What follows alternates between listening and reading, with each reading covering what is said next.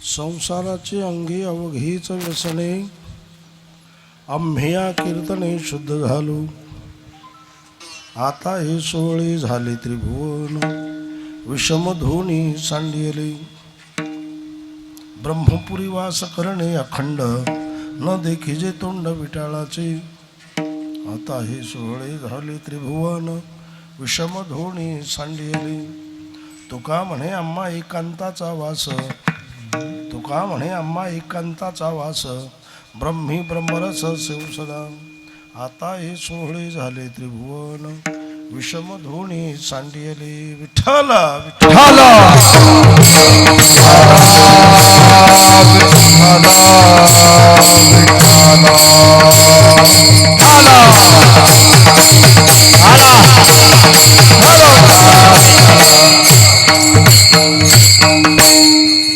पांडुरंगा करू प्रथम नमन, दुसरे चरण संतांच्या त्यांच्या कृपादाने कथेचा विस्तार.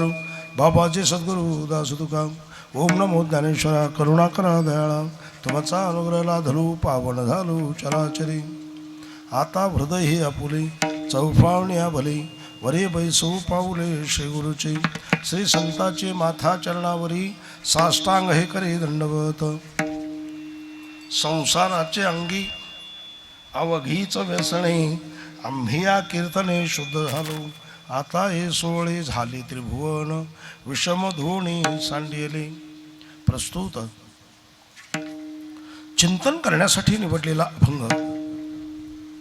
वैराग्याचे महामेरू श्रीमंत श्री संत जगद्गुरु तुकाराम महाराज यांचा 4 चरणाचा असा अभंग आहे आणि निर्याण या प्रकरणातील अभंग आहे.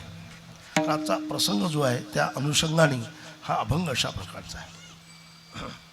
आदरणीय पूज्य वैकुंठवासी श्री पांडुरंग पुंडलिकराव डाखोरकर यांच्या 13वीच्या कार्यक्रमाच्या निमित्ताने हा भक्ती सोहळा या ठिकाणी संपन्न होतो आहे. पद्धत अशी असते, आपण जे 13वीपर्यंत जे कार्यक्रम करतो आहे त्यामध्ये भजन असेल, पूजन असेल, प्रक्रिया सर्व जे असेल इथपर्यंत हे सर्व जे आहेत हे त्या जीवापर्यंत याचं पुण्य अशा प्रकार जात असतं. म्हणून हे कार्यक्रम करणं अतिशय अगत्याचे आहे. खरं म्हणजे लोकांच्यामध्ये भावना वेगळ्या होत चालल्या. लोकांना तर वेळ नाही, एकमेकाला बोलायला सुद्धा वेळ नाही, पोराला मायबापाची सेवा करायला वेळ नाही, बायकोला नवऱ्याची सेवा करायला वेळ नाही, विद्यार्थ्याला म्हणजे शिष्याला गुरुची सेवा करायला वेळ नाही. आता वेळ हा विषय संपत चालला.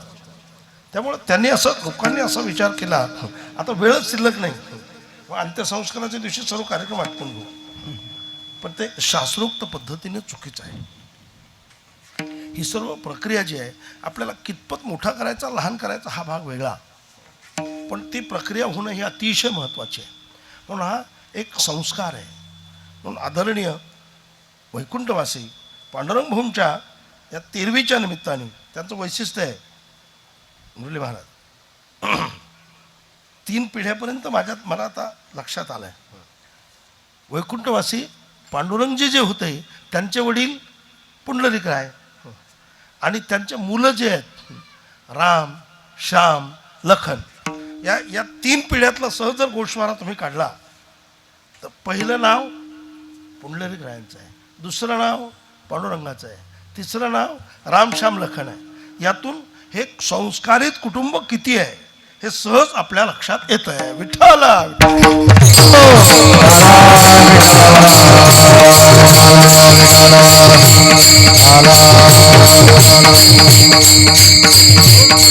आमच्या परिवाराने असा एक विचार केला.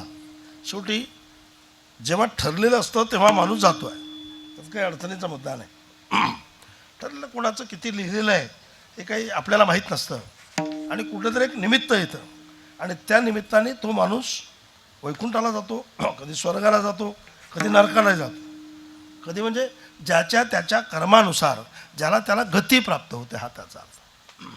तर ज्याने उभ्या आयुष्यात भगवत भक्ती केली, सदाचरणी अशा प्रकारे जीवन जगले, संतांच्या संगतीत जीवन जगले, आणि असे जे असतात यांना सद्गती प्राप्त होते, सद्गती प्राप्त. आणि ज्यांच्या जीवनातला भेदाभेदच संपला त्यांना गतीचं कामच नसतं. या 3 भाग आहेत. एकांच्या जीवनातली गती कायम संपून जाते, गती शिल्लक नाही. जन्म नाही रे आणि हा एक भाग आहे. दुसरा भाग असा आहे की सद्गती प्राप्त होते. तिसरा भाग असा आहे तर अधोगती प्राप्त होते. मग आता हा ज्याचा त्याचा विषय. तिसरा भाग, चौथा भाग एक असा आहे की त्यांना सर्व लोकांपर्यंत जातात, इंद्र चंद्र महेंद्र येथपर्यंत जातात. पण सर्वात जे महत्त्वाचं आहे ते गती थांबणं. जन्म नाही रे आणि हा पहिला नंबर आहे. सद्गती हा दुसरा नंबर आहे. आणि हे जे वरती जे गेले ना त्याचा काही ताळा नाही. पण ते तुका म्हणे जाती पुण्यक्षय धो गती. त्यांना पुण्य संपलं की ते पुन्हा ठिकाणावर आहे. त्यापेक्षा आणि काहींचं असं आहे, भगवत भक्ती केल्यानंतर, प्रभूचं चिंतन केल्यानंतर ते त्यांना गती मिळते, सद्गती. पण त्या सद्गतीतली एक गंमत आहे की म्हणजे भगवत भक्ती करता करताच टोकावर आपल्या ध्येयापर्यंत न जाता मध्येच थांबायची वेळ आली कर्मानुसार तर ते चांगल्या ठिकाणी पुन्हा जन्माला येतात. शुचीनाम श्रीमताम देही योग भ्रष्टो भिजायत. असा एक भाग आहे. आणि सोपं आहे हो. आपण कुठल्या गतीला जाणार आहे हे आपल्यालाही कळतं आणि आपल्याबरोबर जे आहे त्यांनाही कळतं. आता हे अधोगतीला आहे का सद्गतीला आहे. सकाम पुण्य केलं असेल स्वर्गापर्यंत जाणार आहे, निष्काम पुण्य केलं असेल तर संतांची भेट होणार आहे. निष्काम पुण्य केल्यानंतर संतांची भेट होता होताच काही अपूर्ण राहिली असेल तर पुन्हा सद्गतीला जाणार आहे. आणि सतत दुष्कर्म केलं असेल तर ते अधोगतीला जाणार आहे. कधी कधी असं म्हणतात ना, कधी कधी मी म्हणत असतो, अहो माणूस कोणत्या कुठेकडे कुठे जाणार आहे काही विचार करायचं काम नाही. जेव्हा ते अंत्यसंस्कार असतो ना, अंत्यसंस्कार होता होताच लोकांची चर्चा असते. तसं कसं कीर्तन झालं काही कोणाला विचारायचं काम नाही. त्या गर्दीतून धसायचं. पण ज्या कीर्तन ऐकणाऱ्याच्या त्यातूनच कळतं कसं कीर्तन झालं. तसं त्या अंत्यसंस्काराच्या अंत्ययात्रेतूनच कळतं की हे कुठे जाणार आहे. लोक ते बरं मेलं लय त्रास होता समजायचा, तर याचा मार्गी लागलाच आहे. पहा बरं, चांगला माणूस होता, जायला नव्हता पाहिजे, समजायचं आता सद्गतीला जाणार आहे. असा एक भाग आहे. विठ्ठला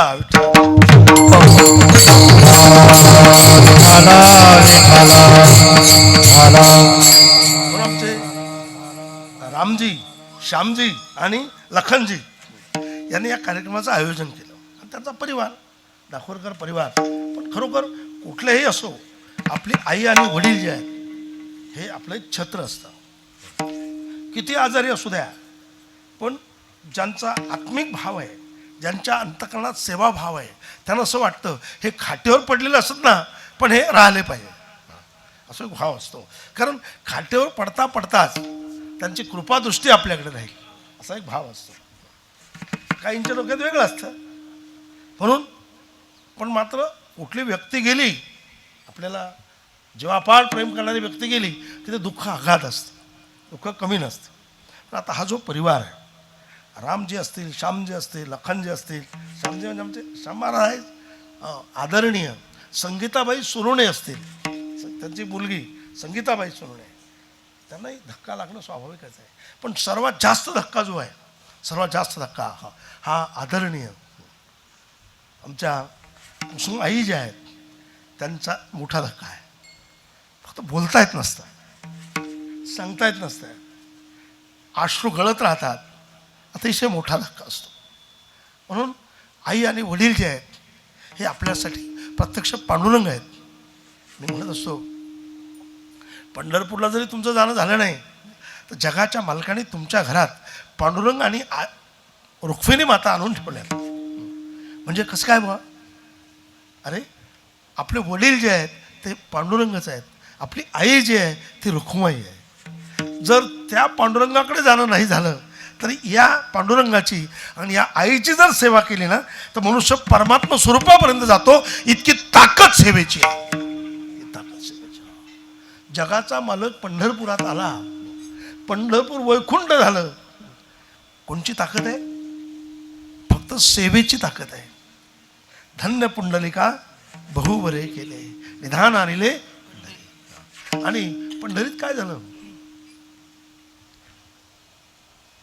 सर्वोत्तम तीर्थक्षेत्र आणि देव शास्त्राने भाव निवडिला. तर असं सर्वोत्तम तीर्थ निर्माण झालं, सर्वोत्तम क्षेत्र निर्माण झालं.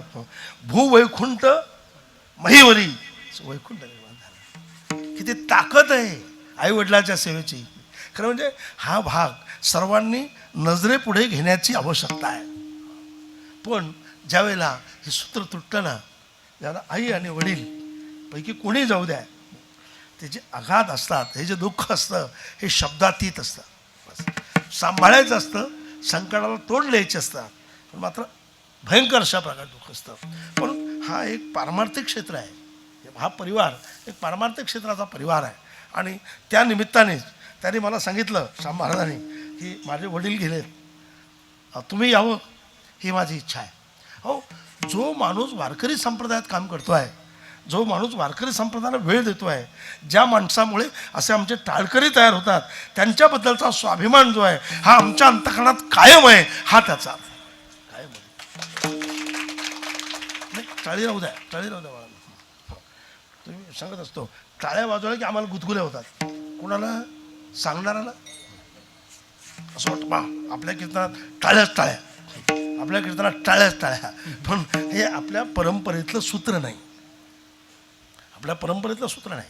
आता अनेक गोष्टी काळ परत्वे हा पुढे यायला लागल्या, अनेक गोष्टी पुढे यायला लागल्या, अनेक गोष्टी वेगळ्या वेगळ्या गोष्टी पुढे यायला लागल्या. लोकांचं रंजन झालं तर लोकांना बरं वाटतं, लोकांचं मनोरंजन झालं की वाटतं काय काय कार्यक्रम झाला, वाव, काही कसरत नाही. काय लोक उलटे पुलटे झाले. काय समाज होता प्रचंड, नजर पोहोचत नव्हती एवढा समाज होता. काय सांगितलं बाबा, परिवर्तन काय झालं? परिवर्तन त्याच्यात आहे. कीर्तन ऐकल्यानंतर माणसाच्या मनात एक भक्तिभाव निर्माण झाला पाहिजे. माणसाच्या मनात असं वाटलं पाहिजे, मी ज्ञानेश्वरी वाचणार आहे, मी हरिपाठ म्हणणार आहे, नाही मी पंढरपूरला जाणार आहे, माझ्या गळ्यात मी पवित्र तुळशीची माळा परिधान करणार. हा एक भाव निर्माण झाला पाहिजे. एक वैराग्याचा भाव अंतःकरणात निर्माण झाला पाहिजे. हे भाव निर्माण होणं हे कीर्तनाचं फळ आहे. हे कीर्तनाचं फळ आहे. लोकांचं केवळ मनोरंजन झालं, लोक फार खुश झाले का आज कीर्तन, अहो फारच खुश झालो आम्ही. बाबा, खुश होणं हा त्यातला गर्भित अर्थ नाही. लोकांचं परिवर्तन होणं हा मुख्य भाग आहे. आमचा वारकरी संप्रदाय जो आहे, ज्ञानोबा आहे, तुकोबा आहे, नाथ महाराज, चोखोबा आहे, निळोबा आहे, जनाबाई, मीराबाई, मुक्ताबाई या मंडळींनी प्रयत्नाची शिकस्त केली, प्रयत्नाची पराकाष्ठा केली, अत्यंत बेहद हाल सहन केलं. हाल, त्यांचे हाल जर आपण मांडले ना तर शब्दातीत आहे. अहो त्यांचे हाल सोडा, आपण पाहिलेले हाल बघा. अगोदरची पिढी, आपल्या अगोदरच्या पिढीचा जर विचार केला ना तर उदयनगरहून निघले चिंचपूरपर्यंत कीर्तनकार पायी. हा, कीर्तनकार पायी. मला आठवतं आल्या पहिले माझे 2-3 वर्ष ते मी त्यात पाहिले. उदयनगर ते नायगाव, नायगाव ते उदयनगर महाराज, नायगाव ते कोलारा 2 वेळेला पायी गेलो. गाड्या नसायच्या. नायगाव फाट्यावर आलं की आता गाडी कधी हो, मग आता 6 वाजता आहे, 1:30ची गेली. अशी अवस्था होती. आणि असं काही हे बाकीचं वाहनं नव्हते सुरुवातीच्या, माझं आल्याबरोबर 2-3 वर्षात आलं. पण मी कधी कधी विचार करतो आहे, आपल्या अगोदर ज्या लोकांनी काम केलं ना, महाराज बेहद काम केलं, बेहद काम केलं. आमची पेन सांगी पाहिली, पंढरीनाथ महाराज खवळेकर तुमच्या गावात येत होते, दिवसभर कष्ट उपसायचे आणि कीर्तन म्हणजे काम झालं की पुन्हा पायी टप टप टप टप पायी चालायचं 15-20 किलोमीटर. काय कष्ट सहन केले असतील, देव झाले. तेच एक नाव सांगितलं, असं एक अनेक कीर्तनकार पाहिले, अनेक कीर्तनकार. आता मी पाहिलं आमच्या गावात एक येत होते, घोड्यावर बसून मलकापूर जवळून, मलकापूर कोणचं रेल्वे स्टेशनचा, हां, तिथून घोड्यावर बसून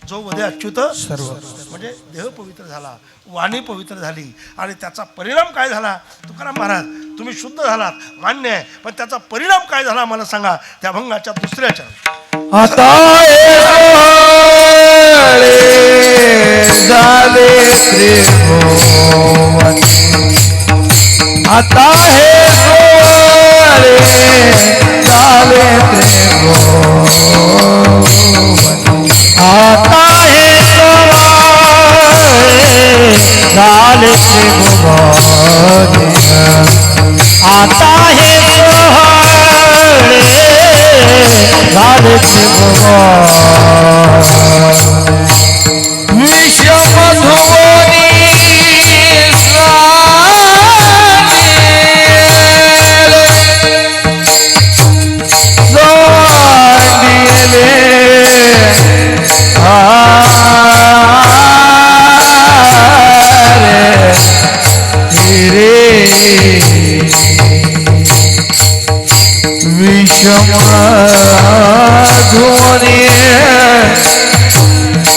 सानी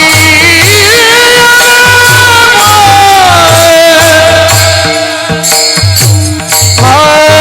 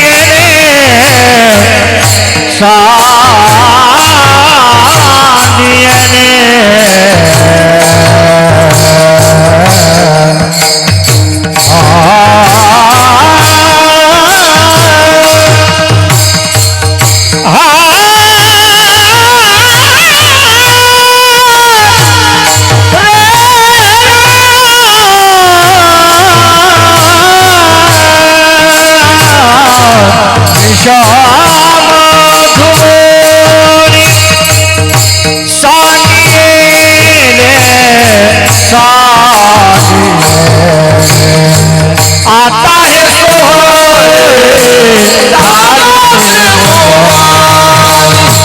आता हे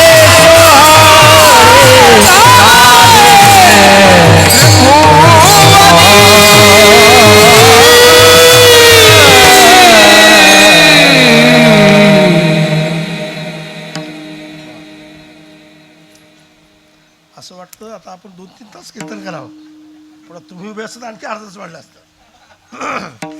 तर पण गंमत नाईलाज आहे. माझा मी अगोदर सांगितल्याप्रमाणे माझा पूर्णपणे नाईलाज आहे. यायची इच्छा असून सुद्धा, करायची इच्छा असून सुद्धा नाईलाज.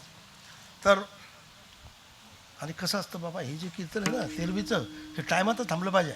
लांबून पाहुणे आलेले असतात, नैवेद्य त्यावेळेला तशा पद्धतीचा द्यावा लागतो वेळेत. हे बाकीचे कीर्तन वाढले चालतात, पण हे तेरवीचं कीर्तन नाही वाढलं पाहिजे. कारण बाहेरून येतात, कोणी मोटरसायकलवर येतात, उन्हाचा कडाखा मोठा असतो, त्यात सर्व व्यवस्थित वेळेत झालं पाहिजे. हा घरच्यांचा माणूस असतो. म्हणून आता हे सोहळे झाले त्रिभुवन, विषम धोणी सांडियले. बघा एक एक गोष्ट कशी असते. मुरली महाराज कसं चिंतन बघा कसं आहे. तुम्ही का नाही संसार करत बुवा, तुम्ही का देवाकडे वळले? अहो त्या संसारात काय आहे? व्यसन आहे. मग तुम्ही काय करता?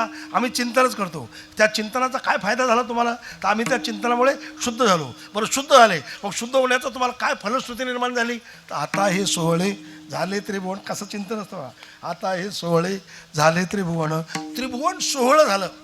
त्रिभुवन सोहळं झालं याचा अर्थ असा, सर्व त्रिभुवन जे आहे हे आता सोहळं, आता ओळ नाही. द्वैतात्मक भाव असणं म्हणजे ओळेपणा, आणि अद्वैतात्मक भाव निर्माण होणं म्हणजे सोहळेपणाचं आहे.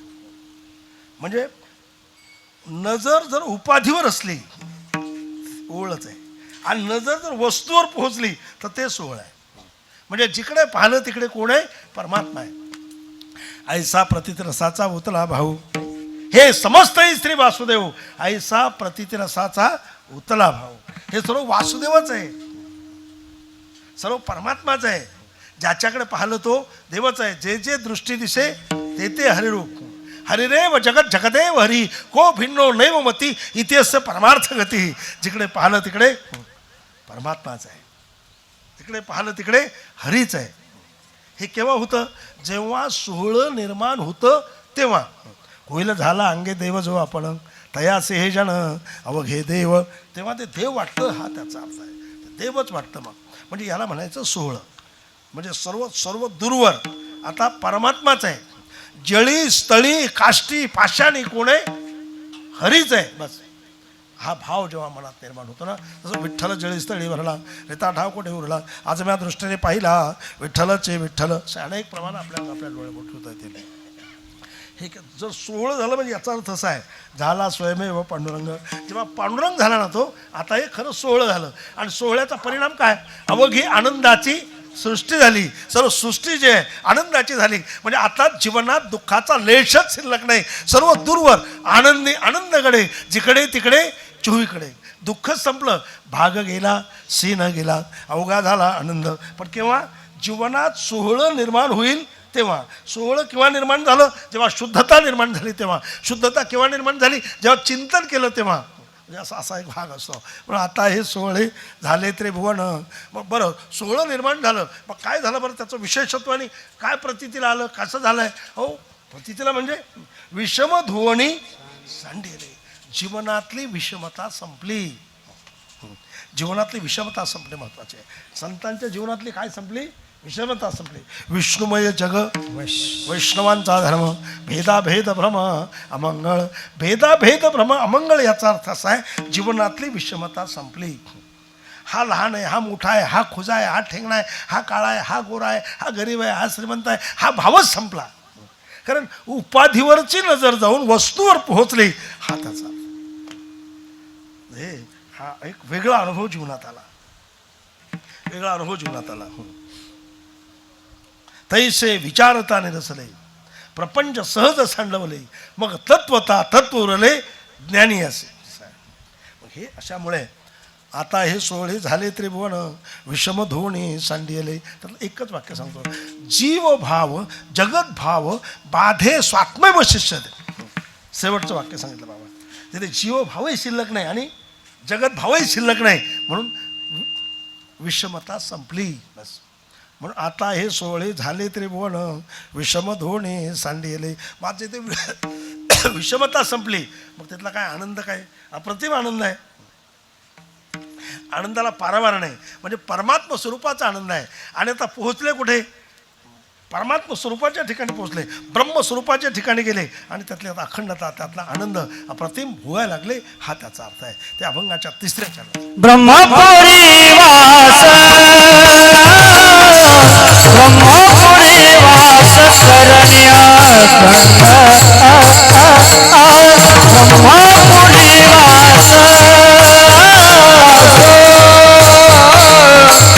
ब्रह्मपुरी वास करणे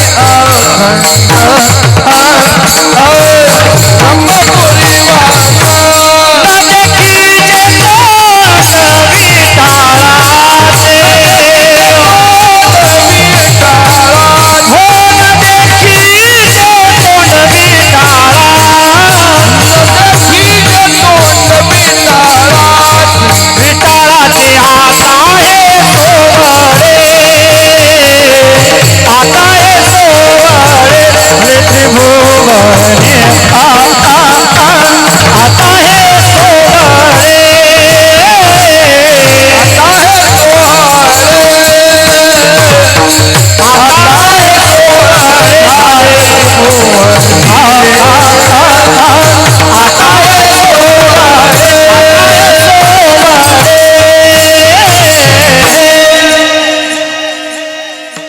ब्रह्मपुरी वास करणे अखंड न देखीजे तोंड.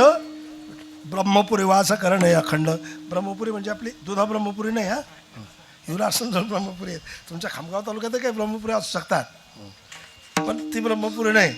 ब्रह्मपुरी वास करणे अखंड म्हणजे परमात्मा स्वरूपाच्या जवळ, म्हणजे परमात्मा स्वरूपवत होऊन राहणे, हा त्याचा अर्थ आहे. वेगळेपणाच नसते. म्हणून ब्रह्मपुरी वास करणे अखंड. परिणाम न देखीजे तोंड विठ्ठलाचे. विठ्ठलाचं तोंडच पाहिलं जात नाही. विठ्ठलाचे सामान्यत्वाने दोन प्रकार आहेत. परद्रव्य परनारी याचा धरी विठाळ सामान्यत्वाने, आणि आता अगदी वरच्या लेवलवर जाऊन पाहायचं ठरलं आपल्याला सूक्ष्म रीतीने जर त्याचं चिंतन करायचं ठरलं तर विटाळ जाणिवेचा आणि नेणिवेचा विटाळ आहे.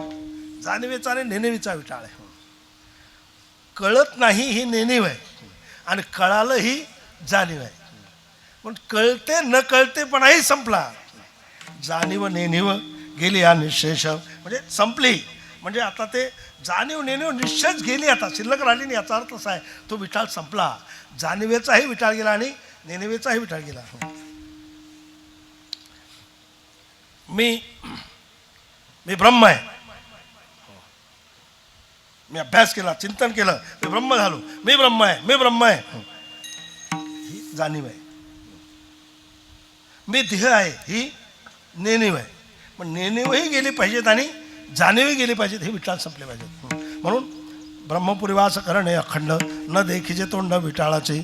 मग बरं आता विटाळ संपला, विषमता संपली, काय आनंदच आनंद सुरू आहे. मग अशा वेळेला तुम्ही काय करणार आहे? आता आम्ही एकांतात राहणार आहे. एकांत कोणतं माहिती आहे का? लोकांतातला एकांत.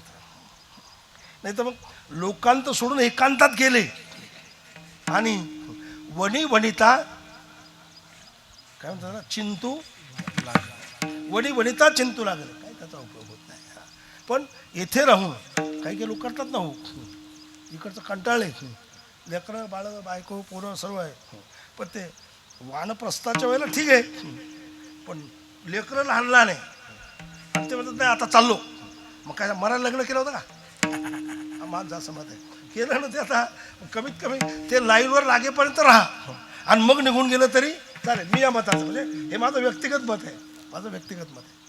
तसं ज्या क्षणात माणसाला वैराग्य निर्माण होतं त्या क्षणात माणूस संसार सोडतो. पण हे माझं व्यक्तिगत मत आहे की निदान त्यांची जबाबदारी आपल्यावर आलेली आहे. ते एकदा लाईनवर लागले, लाईनवर लागो का बिघडो, पण त्या ठराविक टायमापर्यंत तरी लाईनवर लागायचा प्रयत्न करणे आणि मग गेलं तरी चालतं. काय चालतं. आणि तिकडे गेल्यानंतर संसार उभा करायचा नाही. मग वनात गेल्यानंतर संसार उभा करण्याचं कारण नाही. म्हणून लोकांतात राहून सुद्धा एकांत होतो हा त्याचा अर्थ आहे. स्वतः ठाईच बैसोणी खरा एक चित्त नलगती सायास सायवाळा एक चित्त करायचं आहे. म्हणून तिथे तुकाराम महाराज म्हणतात आता आमच्या जीवनात जो शिल्लक आहे आता हा एकांताचा वास शिल्लक आहे. आणि एकांतवासात तुम्ही काय करणार आहे? हो काय आनंद मिळवणार आहे? हो एकांतवासात ब्रह्मस्वरूपाचा जो आनंद आहे, जो ब्रह्म रस आहे तो आम्हाला मिळणार आहे. त्या अभंगाच्या 4थ्या चरणात तुका म्हणे एकांताचा वास. तुका म्हणे एकांताचा वास.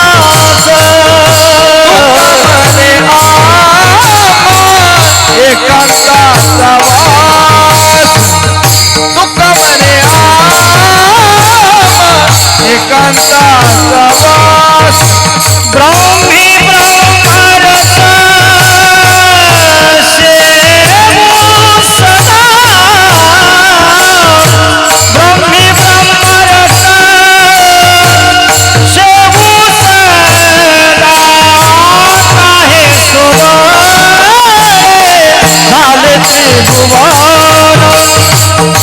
आहे सुवर्ण झाले त्रिभुवन. आता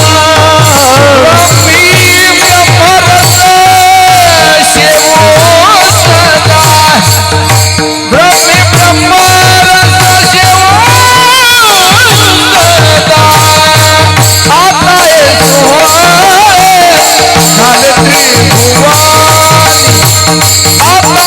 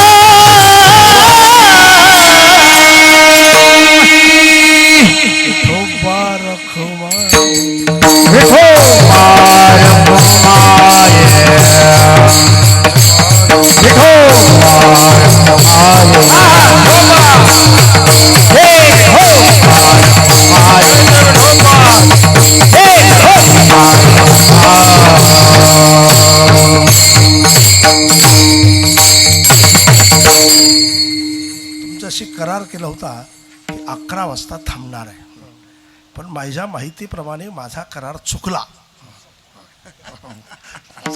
करार चुकला म्हणजे आता काही 11ला काही मिनिट कमी आहेत किंवा 11 वाजले असं नाही. आता 11च्या आपण पुढे गेलो म्हणजे करार चुकला असा त्याचा अर्थ. तर हा अतिशय चांगला कार्यक्रम त्यांनी एक आयोजित या ठिकाणी केला आमच्या श्याम महाराज. आणि त्यांनी विद्यार्थी फार चांगले तयार केले. हां, पण कसे सुंदर टाळ वाजवतात. अगदी कोणाचा टाळ चुकला नाही. चुकला नाही ना, एकाही विद्यार्थ्याचा टाळ चुकला नाही. अतिशय चांगलं. महाराज हेच महत्वाचं आहे. महाराज कोण किती मोठा गायक आहे त्याच्यापेक्षा तरी किती गायक तयार केले हे जास्त महत्वाचं आहे. कीर्तनकार तो मोठा आहे ज्याने अनेक कीर्तनकार तयार केले असतील, तो कीर्तनकार मोठा आहे. म्हणून श्याम महाराजांनी अतिशय चांगली मेहनत घेतात आणि मंडळी चांगली तयार होते. आणि मला वाटलं हे दोघंच टाळकरी आहे काय, खास म्हणणार आहे काय. तुम्ही एकाच जण एक दिसून राहिले. तुम्ही दोघं नसते आले तरी होत होतं आमचं काम. चांगले गायक आहेत, सर्व व्यवस्थित अशा प्रकारचं आहे. तरी आमचे गजानन महाराज आमच्या खालीच बसलेले अजून, ते उभे राहू शकतात. उभे राहिलं की त्यांचं असंच आहे कार्यक्रम. पण आपण विचार केला आपली ठरलेली वेळ आहे, जास्त लांबू नये. फक्त एक अनुभव तुमच्या पुढे मांडतो आहे, एकच अनुभव. खरं म्हणजे तुम्ही सर्व भाग्यवान आहात. आता हे नवरात्र सुरू आहे, सध्याचा नवरात्र आहे. हे नवरात्र आहे चैत्रापासून ते चैत्र प्रतिपदा, गुढीपाडवा ते रामनवमी, असं एक नवरात्र आहे. तसं या नवरात्रात प्रभू रामचंद्राचा म्हणजे गुढीपाडव्याच्या दिवशी प्रभू रामचंद्राचा राज्याभिषेक झाला होता. आणि या नवरात्रातच राज्याभिषेक, आणि या नवरात्रातच नवमीच्या दिवशी प्रभू रामचंद्र अवतीर्ण झाले होते. असा योगायोग अशा प्रकारचा आहे. आणि तुम्ही सर्व भाग्यवान आहात की अयोध्येमध्ये प्रभू रामचंद्राचं मंदिर उभं राहिलं आणि प्रभू रामचंद्राची प्राणप्रतिष्ठापना झाली. प्रभू रामचंद्र ते विराजमान झाले आणि तुम्हा आम्हाला पाहण्याचा आयुष्यात योग आला. त्या अर्थी तुम्ही भाग्यवान आहात. तर म्हणजे 500 वर्षापासून प्रतीक्षा होती महाराज, 500 वर्षापासून की कधी मंदिर होईल, कधी होणार आहे, राम प्रभू कधी येणार आहे. 500 वर्ष वनवासात राहायची पाळी आली देवाला. आणि आता देव विराजमान झाले. 22 जानेवारी गेलेली तारीख. खरं म्हणजे पहिल्यांदा असं वाटत होतं काय होईल काय नाही, काय होईल काय नाही. मलाही घोर वाटत होता, कारण मी जिल्ह्याचा प्रमुख होतो आपल्या. आणि तेव्हा त्याला झाले आता 1989ची गोष्ट आहे मला. 89 म्हणजे ते 1.5 वर्ष, म्हणजे हे 23 ते 10, 23 आणि 10 33 आणि ते 1.5 वर्ष, म्हणजे 35 वर्षाचा हा झाला. मी तेव्हा लोकांना म्हणत होतो अहो मंदिर होणारच आहे. मी म्हणत होतो मंदिर होणारच आहे. लोक म्हणजे प्रकाशमान तुम्हाला कळत नाही, या लोकांनी तुमच्या डोक्यात भूत घातलं. हे निवडून यायसाठी अयोध्येचं मंदिर काढलं. हे मंदिर तुम्ही मेले तरी होत नाही. मला मात्र ते पटत नव्हतं. मला पटत नव्हतं. मला माझ्या छातीवर माझा विश्वास होता. माझा विश्वास असा होता, म्हटलं मंदिर होणारच आहे.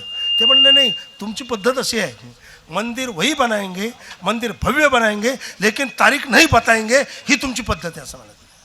मी म्हटलं नाही हो, असं नाही होणार, असं होणारच नाही असं मी म्हणत होतो. पण शेवटी खरंच जुळलं. कोर्टाने लोक म्हणत ते कोर्टांचा निकाल दिला ना, राम मंदिराच्या बाजूने कापाकाप्या होतील, लोक तोडतील एकमेकाला. काही तोडलं नाही कोणी कोणाला.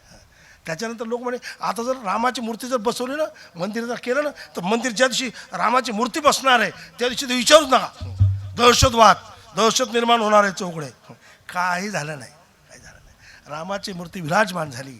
आणि योग असा म्हणजे तुमच्या सर्वांच्या माहितीसाठी सांगतो आहे, ज्यांच्या हस्ते त्या मूर्तीची प्राणप्रतिष्ठापना झाली ते एक महान त्यागी व्यक्तिमत्व, एक वैराग्यशील व्यक्तिमत्व, एक साधना संपन्न व्यक्तिमत्व म्हणजे आपल्या देशाचे पंतप्रधान. आणि साधू संतांनी सांगितलं त्यांना की तुम्हाला 11 दिवस उपाशी राहावं लागेल. हे राजकारण नाही, डोक्यात घ्या. माझा स्वतःचा अनुभव आहे, मी स्वतः त्याच्यात इन्व्हॉल्व होतो, म्हणून तुम्हाला सांगतो तुमच्या लक्षात येईल एका मिनिटात. तर साधू संतांनी सांगितलं तुम्हाला 11 दिवस उपाशी राहावं लागेल, तुम्हाला जेवण करता येणार नाही. उपवास किती दिवस? 11 दिवस. गजानन महाराज 11 दिवस तुम्हाला घोंगडीवर झोपावं लागेल. 11 दिवस. त्या माणसाने त्या दोन्ही गोष्टी मान्य केल्या. मी 11 दिवस घोंगडीवर झोपेल आणि 11 दिवस उपवास धरेल. आणि त्याने सांगितलं इतकंच नाही, बाहेरच्या देशात जाता येणार नाही. आणि या देशात जर तुम्ही कुठेही गेलात तर दररोज रामाचे जिथे प्रभू रामचंद्र जिथे गेले तिथे तुमचं काही वेळ का होईना पण तिथे अनुष्ठान झालं पाहिजे, चिंतन झालं पाहिजे. आणि मग त्या 11 दिवसाचा जो पहिला दिवस होता, हे मला तुम्हाला सांगायचं मुद्दाम, पहिला दिवस जो होता तर माझ्याकडे जबाबदारी होती किंवा पंतप्रधानांनी निरोप दिला त्या कार्यालयाने की पंतप्रधानांना रामायण ऐकायचं आहे. जे महाराष्ट्रात आल्यानंतर पंचवटीमध्ये काय काय रामायणात लिहिलं ते त्यांना ऐकायचं आहे. मग ते आमच्यावर जबाबदारी दिली. मग मी 12 माणसाची निवड केली. त्यामध्ये आपले आदरणीय संजय महाराज यांचंही नाव निश्चित केलं. संजय महाराज, मी आणखी बाकीचे असे 10 मंडळी असे निश्चित केली. आणि म्हटलं मग ठीक आहे. मग पंतप्रधान जे आहेत देशाचा राजा आहे, आमचे 6 माणसं इकडनं वाचतील आणि 6 इकडनं रामायण वाचतील. त्यांना ऐकायचं तर मध्ये बसावं आमच्यामध्ये अर्धा तास. तर ते म्हणले नाही तसं नाही चालणार, ते पुढे बसतील श्रोते म्हणून. जर आम्हाला पंचायतच वाटली, श्रोते म्हणून पुढे बसतील. म्हटलं ठीक आहे, पण ते आल्यानंतर आम्ही उभं राहू. ते म्हणले नाही, साधू त्या पंतप्रधानांनी सांगितलं संत देशाच्या राजापेक्षाही मोठे असतात, त्यांनी खालीच बसलेलं राहावं. हे तुम्हाला संजय महाराज सुद्धा सांगू शकतील, म्हणजे घडलेलं प्रकरण सांगू शकतील. ते मला अगोदरची पूर्ण प्रक्रिया माहिती आहे. आणि मग त्यांनी सांगितलं की मी नाशिकला आल्यानंतर रामायण ऐकल्यानंतर मला भजन म्हणू लागायचं आहे. तर मग आता पंचायत झाली, आम्ही 12 माणसं, आम्ही तर मंचावर वरती. मग आता एकटे पुढे बसणार आहे, आता कसं जमेल. म्हणून मग पुन्हा आळंदीचे 14 विद्यार्थी बोलवले, वारकरी शिक्षण संस्थेचे 14 विद्यार्थी. आपले भगरे गुरुजी सुद्धा बोलवले भजन म्हणायला. मग तर 14 विद्यार्थी बोलवले आणि त्या 14 विद्यार्थ्याच्या मध्ये ते बसले आणि रामायण झाल्यानंतर स्वतः टाळ घेऊन रामकृष्णारीचं भजन केलं. म्हणजे जगातला पहिला पंतप्रधान आहे की की टाळ घेऊन स्वतः भजन करणारा आणि श्रोता म्हणून रामायण ऐकणारा हा पहिला पंतप्रधान. आणि याला सर्व मी साक्षीदार आहे. म्हणजे तुम्ही जर पाहित असेल, तुम्हाला पाहिलं असेल तर त्या पहिल्या दिवशी, त्यांच्या अनुष्ठानाच्या पहिल्या दिवशी त्यांच्या डाव्या हातात माझा उजवा हात होता. त्याने पकडलेला असा धरला. मी तर घाबरत होतो, कारण त्यांचे संरक्षण, त्यांची व्यवस्था ही फार मोठी असते बाबा. कारण पंतप्रधान म्हणजे काही लहान मामुली खेळ नाही. पण या सर्व गोष्टी मी अनुभवल्या. मध्ये काशीला जीर्णोद्धार झाला तर त्यावेळेलाही मला बोलवण्यात आलं, विमानाने माझी व्यवस्था केली. मला त्यांच्याबरोबर राहण्याचा तेव्हाही प्रसंग आला. रामदेव बाबांनी गुरुकुलाचं उद्घाटन केलं तेव्हा मी महाराष्ट्रातून प्रमुख अतिथी म्हणून त्यांच्याबरोबर, अशा अनेक वेळेला माझा प्रसंग हा त्यांच्यावर आला. म्हणून कशी व्यक्ती आहे हे माझा नक्की अशा प्रकारे समजलं, काय त्याग आहे जीवनातला असा आहे. आणि हे महाराज आपल्याला वारकरी संप्रदायाला स्वाभिमान आहे की टाळ घेऊन भजन करणे, रामायण श्रोता म्हणून ऐकणे. महाराज माऊली महाराज हे लहान गोष्ट महाराज देशाचा राजा आहे. किंबहुना देशाचा राजा एवढंच नाही, जगात त्याचं महत्त्व आहे त्या माणसाचं. जगात म्हणजे आता तुम्ही काही सुशिक्षित मंडळी बसलेले असेल, युक्रेन आणि रशियाचं युद्ध सुरू होतं महाराज. आता काही तुमच्या डोक्यात नसेल हा विषय. युक्रेन आणि रशियाचं युद्ध सुरू होतं. त्या युक्रेन आणि रशियाच्या युद्धाच्या वेळेला आपले काही भारतातले विद्यार्थी तिथे होते. तर या माणसांनी ते युद्ध थांबवलं आणि भारताचे विद्यार्थी जे आहेत ते शांततेत तिथनं परत आणले. म्हणजे भारतातले आमचे विद्यार्थी आम्हाला परत द्या. भारताच्या विद्यार्थ्याजवळ तो ध्वज दिला किंवा हे घ्या, म्हणजे ओळखता आले पाहिजे, त्यांना कोणी मारू नये. म्हणजे एक जगातलं आश्चर्य आहे. एक युद्ध थांबवून विद्यार्थ्यांना मायदेशी परत आणणे हे एक सामान्य खेळ नाही. म्हणजे जगात ज्यांचं महत्त्व आहे, वारकरी संप्रदाय त्यांना या पद्धतीने मानतो आहे. असं एक महान व्यक्तिमत्व आहे. त्यांच्यामुळे प्रभू रामचंद्र विराजमान झाले. एवढंच या निमित्ताने आपल्या पुढे सांगतो आहे. ज्ञानेश्वर माऊली ज्ञानराज ज्ञानेश्वर माऊली ज्ञानराज